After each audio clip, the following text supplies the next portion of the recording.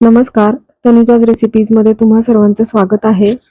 तर आज आपण एक पारंपरिक आणि आयुर्वेदिक अशी रेसिपी बघणार आहोत. तर आज आपण बघणार आहोत कषाय.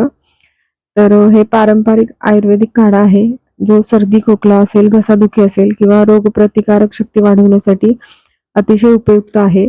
तर दक्षिण भारतात, विशेषतः कर्नाटकमध्ये याला कषाय म्हणतात आणि आपल्या महाराष्ट्रामध्ये याला काढाही म्हणतात.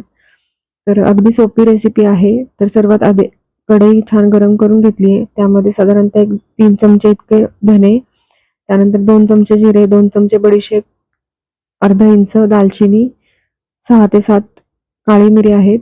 तर हे सर्व एकत्र छान गरम करून घ्यायचे, भाजून घ्यायचे थोडंसं. अगदी मंद गॅसवर आपल्याला हे सर्व जिन्नस आहेत तर ते भाजून घ्यायचे आणि त्यानंतर ते चांगले थंड करून घ्यायचे. आणि थंड झाल्यानंतर मिक्सरच्या भांड्यामध्ये आपल्याला त्याची पावडर करून घ्यायची आहे. तर हे थंड करून झालं की मिक्सरच्या भांड्यामध्ये घ्यायचं आणि त्यानंतर त्यामध्ये सुंठ पावडर आहे तर ती घेतली 1 चमचाभर. त्यानंतर हळद आहे अर्धा चमचा आणि हे सर्व जे आहे तर त्याची छान अशी पावडर करून घ्यायची आणि एका डब्यामध्ये आरामात ती 1, 2 ते 3 महिने छान अशी राहते. आणि जेव्हा आपण तो काढा करणार आहे त्यावेळेस आपण तुळशीची पानं त्यामध्ये टाकली तरी पण चालतील किंवा वाळवलेली सुकवलेली तुळशीची पानं आहेत तर ती या पावडरमध्ये बारीक वाटतानाच घातली तरी पण चालतील.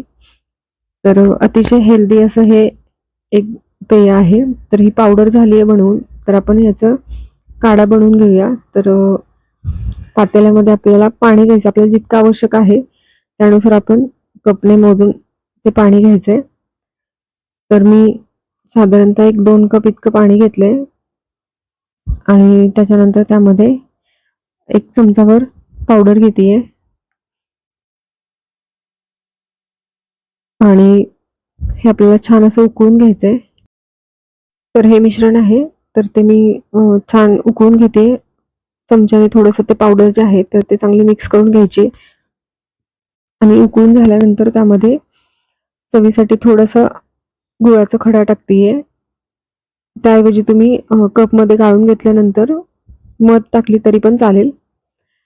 आणि अतिशय टेस्टी असा हा काढा जो आहे आणि अतिशय हेल्दी असा काढा आहे तर तो तयार आहे. हा खूप जास्त प्रमाणातही नाही घ्यायचा आहे. ज्यांना उष्णतेचा किंवा ॲसिडिटीचा त्रास असेल तर त्यांनी खूप जास्त नाही घ्यायचा आहे. अतिशय टेस्टी आणि हेल्दी असा हा काढा तयार आहे. आजची रेसिपी आवडली असेल तर रेसिपीला नक्की लाईक करा, कमेंट करा, शेअर करा आणि तनुजाच रेसिपीला सबस्क्राईब केलं नसेल तर नक्की सबस्क्राईब करा आणि बेल आयकॉनवर क्लिक करा, जेणेकरून येणारे जे नवीन व्हिडिओज आहेत, रेसिपीज आहेत तर त्याचे नोटिफिकेशन तुम्हाला सर्वात आधी मिळतील. रेसिपी नक्की करून बघा. धन्यवाद.